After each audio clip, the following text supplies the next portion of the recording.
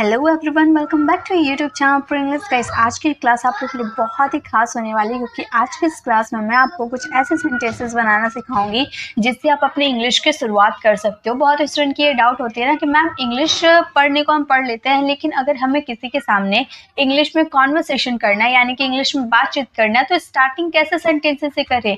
तो मैं आपको यही सजेस्ट करूंगी कि आप जब स्टार्टिंग कर रहे हो ना इंग्लिश बोलने की तो पहले आप शॉर्ट सेंटेंसेस बोलो, देन आप इंग्लिश में मूव करो। पहले देखिए शॉर्ट सेंटेंसेस कैसे आपको बोलने होंगे, या तो वो प्रेजेंट के सेंटेंस होंगे, वो पास्ट के होंगे या फ्यूचर के होंगे। जिंदगी में या पूरे वर्ल्ड में की आप बात करो तो तीन तरह से सेंटेंसेस बनाए जाते हैं, या तो प्रेजेंट के, या तो पास्ट के, या तो फ्यूचर के। क्या कोई अलग टेंस होता है? नहीं, यही तीन हमारे टेंस होते हैं जिससे हम अपने सेंटेंसेस को बनाते हैं। मैं बिल्कुल बेसिक से बात करूंगी कि आपको इंग्लिश बोलने की शुरुआत कैसे करनी है। मैं आपको पूरा इंग्लिश ग्रामर आपको इस वीडियो में नहीं सिखाने वाली हूँ, इंग्लिश बोलने की शुरुआत कैसे करनी है वो बताने वाली हूँ। तो फर्स्ट, अंग्रेजी आपको रटना नहीं है बल्कि समझ कर बोलना है, क्योंकि रटने वाली चीज़ हम बहुत जल्दी भूल जाते हैं और जब कोई चीज़ हम समझ के याद करते हैं, समझ के बोलते हैं तो वो हमेशा हमें याद रहती है। सबसे पहले देखिए, आप तीन तरह के सेंटेंसेस बोलते हो, मैं पढ़ता हूँ, मैंने पढ़ा, मैं पढ़ूंगा। ये तीन ही तरह के सेंटेंसेस होते हैं। क्या इसके अलावा कोई सेंटेंस होते हैं? नहीं होते हैं। मैं पढ़ता हूँ यानी कि आप कोई काम प्रेजेंट में करते हो। जैसे मैं अभी आपको पढ़ा रही हूँ तो क्या ये प्रेजेंट की पढ़ा रही हूँ, प्रेजेंट में पढ़ा रही हूँ। 1 मिनट पहले की 30 सेकेंड पहले की भी अगर मैं बात करूँ ना तो वो पास्ट कहलाएगी, और 30 सेकेंड की बाद की अगर मैं बात करूँ तो वो फ्यूचर कहलाएगी। ओके, तो जो अभी चल रहा है, जो वक्त अभी चल रहा है ना, वही सिर्फ प्रेजेंट कहलाते हैं।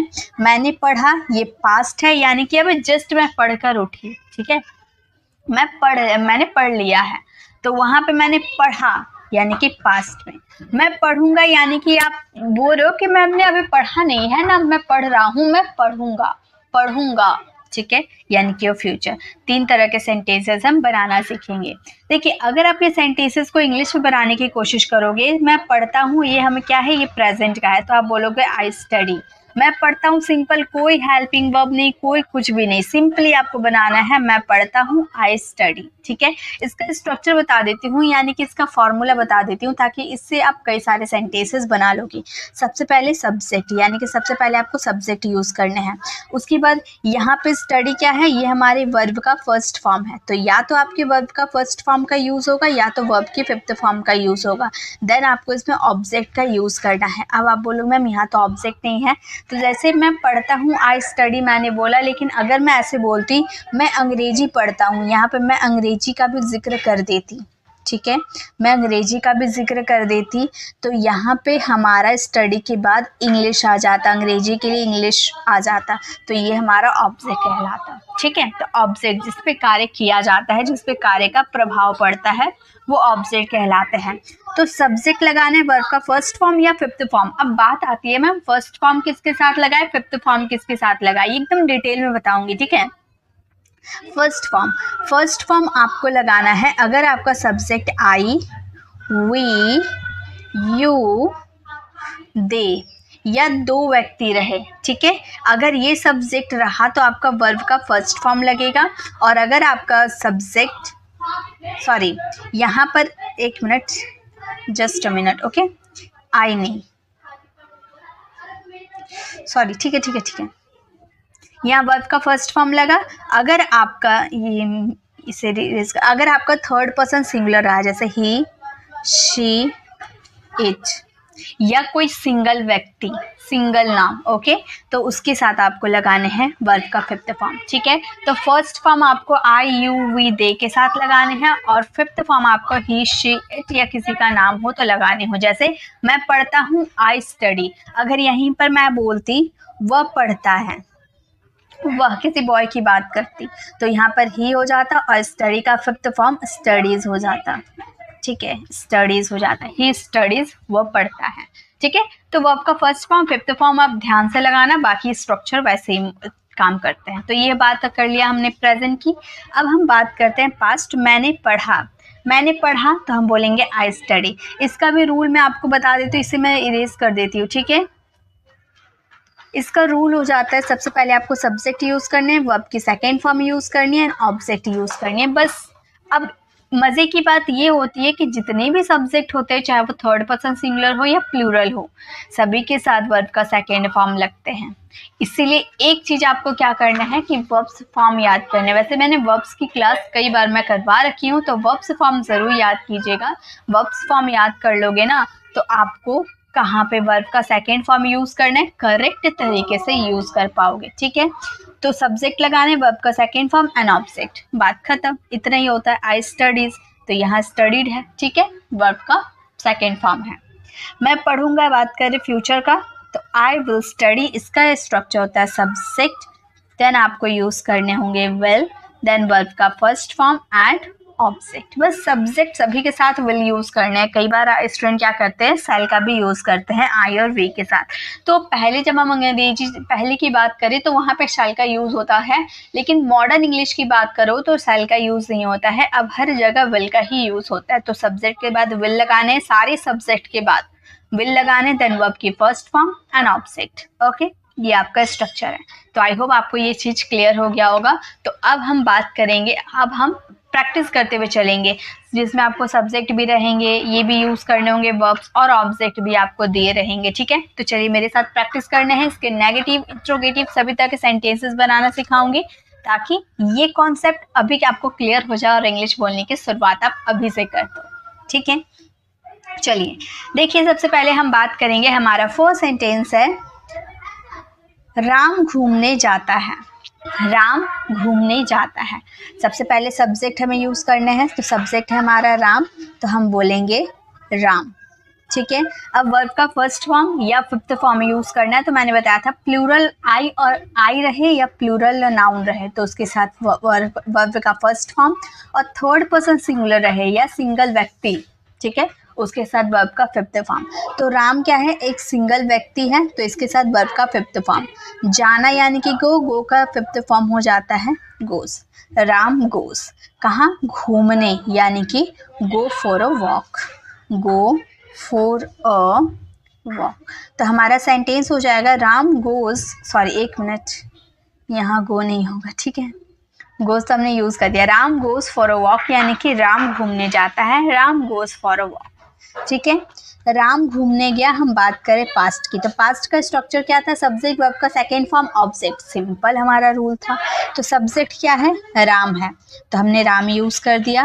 वर्ब का सेकेंड फॉर्म जाना यानी कि गो, गो का सेकेंड फॉर्म वेंट। तो अगर आपको वर्ब याद होंगे तभी आप बना पाओगे, ठीक है। Ram went for a walk, घूमने यानी कि for a walk. Ram went for a walk, यानी कि राम घूमने गया, Ram went for a walk. Ram घूमने जाएगा। राम सबसे पहले सब्जेक्ट यूज़ करेंगे, और हमने देखा था फ्यूचर में विल प्लस वर्ब का फर्स्ट फॉर्म ऑब्जेक्ट यूज़ करना था। सभी सब्जेक्ट के साथ विल यूज़ करने हैं। वर्ब का फर्स्ट फॉर्म जाना यानी कि गो, फॉर अ वॉक, ऑब्जेक्ट हम यूज़ करें फॉर अ वॉक। तो हमारा सेंटेंस हो गया Ram will go for a walk, यानी कि राम घूमने जाएगा। तो ये हमारा कंप्लीट हो गया। 3 तरह से सेंटेंसेस आप बनाना सीख लिए। तो ये तो बात कर लिए हम अफर्मेटिव सेंटेंसेस की। अगर हम इसका नेगेटिव सेंटेंसेस और इंट्रोगेटिव सेंटेंसेस बनाएंगे तो किस तरीके से बनाएंगे, चलिए वो बताती हूँ। सबसे पहले हम बात करेंगे इंट्रोगेटिव सेंटेंसेस की। इंट्रोगेटिव सेंटेंसेस, राम घूमने नहीं जाता है, तो यहाँ पे नहीं की बात कर रहे हैं, तो नहीं के लिए याद रखिएगा, नहीं के लिए पहले आपको नॉट का यूज़ करने हैं, ये चीज़ याद रखना, इसे हम नेगेटिव बोलते हैं। जब भी हम नहीं या नॉट का यूज़ देख लेते हैं तो हम समझ जाते हैं कि ये नेगेटिव सेंटेंसेस है। तो यहाँ पे सिंपल है। अब पहले मैं आपको स्ट्रक्चर इसकी बता देती हूँ ताकि आपको ये चीज़ समझना आसान हो जाएगा। स्ट्रक्चर यहाँ पे ऊपर लिख देती हूँ। सबसे पहले आपको सब्जेक्ट यूज़ करने हैं, देन आप यहाँ पर हमने क्या देखा था, अफर्मेटिव सेंटेंसेस में वर्ब का फर्स्ट फॉर्म या फिफ्थ फॉर्म यूज़ करना था।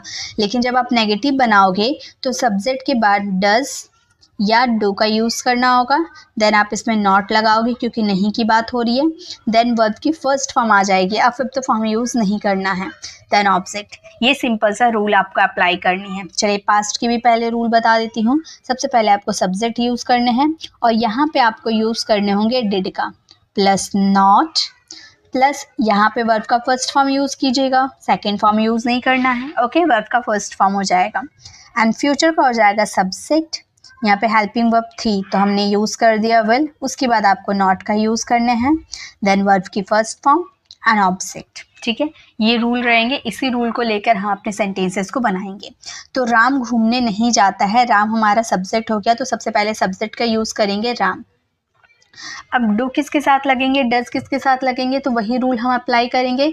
जैसे डज लगेंगे आपकी थर्ड पर्सन सिंगुलर, यानी कि ही, सी, इट, ये थर्ड पर्सन सिंगुलर के साथ लगेंगे। और डू आपके लगेंगे आई, वी, यू, दे, इन सभी के साथ आपके लगेंगे डू।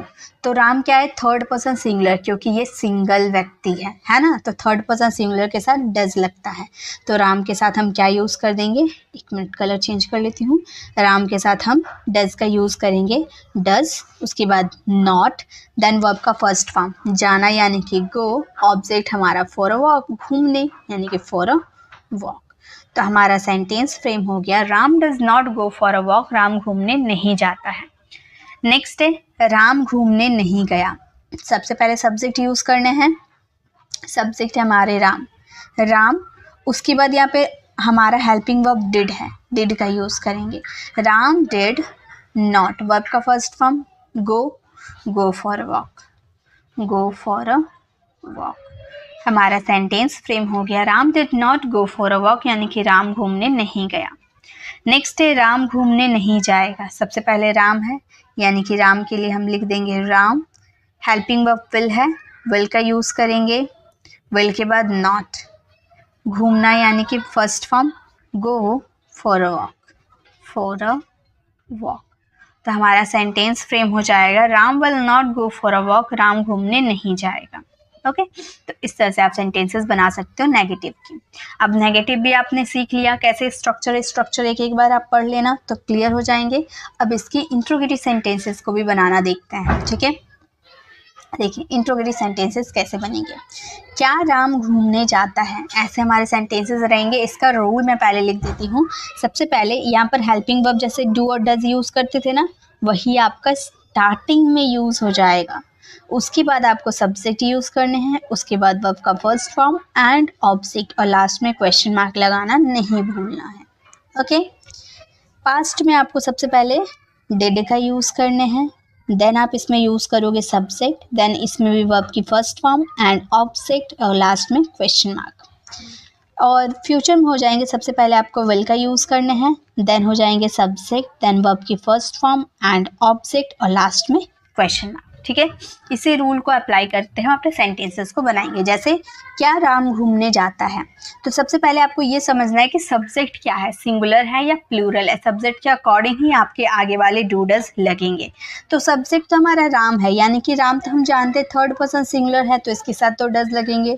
तो हम यूज़ करेंगे पहले डज, उसके बाद सब्जेक्ट राम। वर्ब का फर्स्ट फॉर्म है, फर्स्ट फॉर्म हमारा गो होगा, गो for a walk, go for a walk. बन गया हमारा सेंटेंस। और लास्ट में question mark. Ram does Ram go for a walk, यानी कि क्या राम घूमने जाता है, does Ram go for a walk. Next है क्या राम घूमने गया। क्या, तो हमें पहले डिड का यूज़ करने, इसमें दिक्कत नहीं है क्योंकि सभी सब्जेक्ट के साथ डिड यूज़ करने, तो डिड हमने यूज़ कर दिया। उसके बाद सब्जेक्ट है राम, घूमने गया यानी कि हमारा simple go for a walk हो जाएगा, गो फॉर अ वॉक। तो हमारा सेंटेंस हो गया did Ram go for a walk, क्या राम घूमने गया। क्या राम घूमने जाएगा, तो सभी सब्जेक्ट के साथ विल लगाने हैं, तो हम विल का यूज़ कर लेते हैं, और सब्जेक्ट हमारा राम है। Will Ram, will Ram, verb का first form go for a walk. बस कुछ नहीं है सेंटेंस से, बस आपको ऐसे फ्रेम करने हैं, will Ram go for a walk, क्या राम घूमने जाएगा। बस इसीलिए मैंने बोला अंग्रेजी रटना नहीं है, अंग्रेजी समझ कर बोलना है। समझ कर बोलोगे ना तो कई सारे सेंटेंसेस बना सकते हो।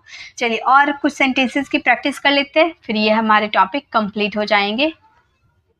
जैसे ये एकदम सिंपल सेंटेंस बन लाई हूँ, मैं खेलता हूँ। यहाँ पे मैं रूल नहीं बताऊंगी, मैंने रूल बता रखा है, तो यहाँ पे हम सिर्फ प्रैक्टिस करेंगे। आप मेरे साथ प्रैक्टिस करना। आपको क्या करना है, कमेंट में लिख लिख कर इसका आंसर देना है। ओके, इंग्लिश बोलने में इंटरेस्टेड हो, आपने इस वीडियो को क्लिक किया इंग्लिश सीखने के लिए, तो थोड़ी अपना एफर्ट लगाना होगा। आपको सीखने के लिए टाइप करना होगा, लिखना होगा।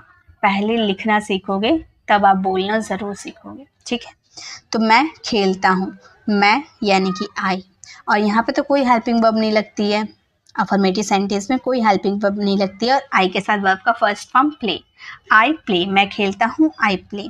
मैंने खेला, आई वर्ब का सेकेंड फॉर्म लगता है यानी कि प्लेड, आई प्लेड, मैंने खेला, आई प्लेड। मैं खेलूँगा फ्यूचर विल का यूज़ करेंगे, आई विल प्ले, मैं खेलूँगा, आई विल प्ले। अब अगर यहाँ पे आप ऑब्जेक्ट यूज़ करना चाहते थे तो जैसे मैं क्रिकेट खेलता हूँ, आई प्ले क्रिकेट, मैंने क्रिकेट खेला, आई प्लेड क्रिकेट, मैं क्रिकेट खेलूँगा, आई विल प्ले क्रिकेट। तो इस तरह से आप ऑब्जेक्ट अगर मेंशन करना चाहते हो तो कर सकते हो, कोई दिक्कत नहीं है, ठीक है। वरना ऐसे भी सेंटेंसेस कंप्लीट हैं। इसके नेगेटिव बनाते हैं, कोई स्ट्रक्चर नहीं बताऊंगी, ठीक है। मैं नहीं खेलता हूँ, मैं यानी कि आई, इसके साथ हम डू का यूज़ करेंगे। क्यों डू मैंने क्यों यूज़ किया आप लोगों को समझ में आ रहा होगा। फिर नहीं है यानी कि नॉट, खेलना यानी कि play, I do not play. एक चीज़ और मैं बताऊँ, जैसे हमने डू नॉट को अलग अलग करके लिखा ना, इसे आप कॉन्ट्रैक्ट यानी कि एक साथ करके लिख सकते हो। आई हमने लिख दिया, डू नॉट को एक साथ करके हम इसे डोंट भी पढ़ा जा सकता है। आई डोंट प्ले, और ज़्यादा आपको बोलने में आसानी होगी। I do not play, I don't play. बोलिए कि कौन सा आसान लग रहा है, I do not play, I don't play. I don't play कितना आसान लग रहा है ना बोलना। वैसे अगर आपका डज और नोट रहते हैं, अगर डज नॉट रहते हैं तो आप इसे डजंट बना सकते हैं, ठीक है। Doesn't, he doesn't play, okay. तो डज नॉट को डजंट बोलते हैं, डू नॉट को डोंट बोलते हैं। डिड नॉट को क्या बोलते हैं, चलिए आगे बताती हूँ। जैसे मैंने नहीं खेला, तो आई यूज़ करेंगे और डिड नॉट यूज़ करेंगे, ठीक है। और खेलना यानी कि play, I did not play. और यहीं पर डिड नॉट को हम कॉन्ट्रैक्ट करके क्या यूज़ कर सकते हैं, डिडंट। आप इसे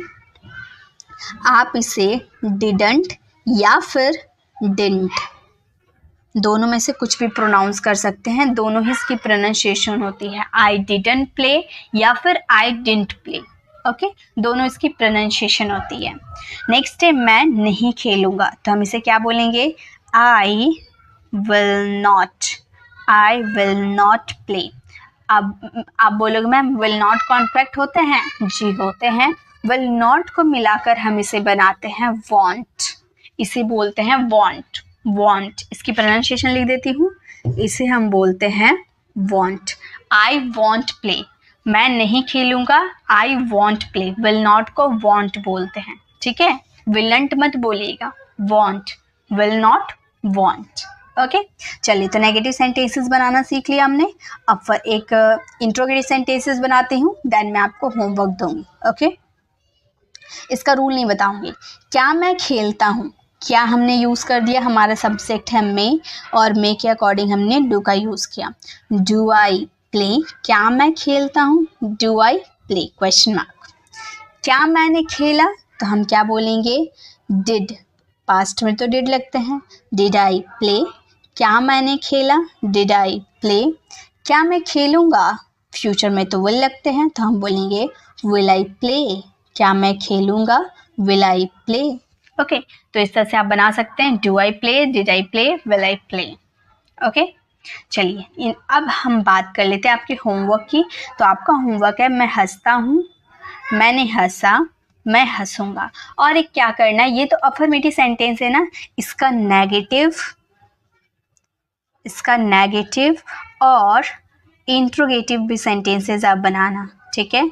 नेगेटिव और इंट्रोगेटिव सेंटेंसेस भी बनाकर, जैसे कि मैं हंसता हूँ, मैंने हंसा, मैं हंसूंगा, आपने अफर्मेटिव बना लिया। उसके बाद मैं नहीं हंसता हूँ, मैंने नहीं हंसा, मैं नहीं हंसूंगा। उसके बाद इंट्रोगेटिव, क्या मैं हंसता हूँ, क्या मैंने हंसा, क्या मैं हंसूंगा, ओके। तो इस तरह से आप अफर्मेटिव, नेगेटिव, इंट्रोगेटिव सेंटेंसेस बनाकर इसका आंसर कमेंट में ज़रूर देने हैं, ताकि मुझे भी पता चलेगा कि मैंने जो आपको इतनी मेहनत से समझाया है, आप लोगों को समझ में आया है या नहीं। तो मेरे लिए आप ज़रूर इसका आंसर कमेंट में दीजिए ताकि मुझे पता चल पाए। और अगर आपको ये वीडियो अच्छी लगी तो लाइक कीजिएगा ताकि हम भी मोटिवेट हो सके और आप लोग के लिए नए-नए कंटेंट लेकर आती रहूँगी जिससे आपको इंग्लिश बोलने में आसान हो, ठीक है? तो अगर आप हमारे चैनल पर नए हैं और मेरे पढ़ाने का तरीका आपको पसंद आया तो सब्सक्राइब कर आने वाले बेल आइकन को ज़रूर प्रेस कीजिएगा ताकि रोज़ आने वाली वीडियोज़ की नोटिफिकेशन आपको समय पे मिल जाएगी। I will see you in the next video, till then bye bye, take care.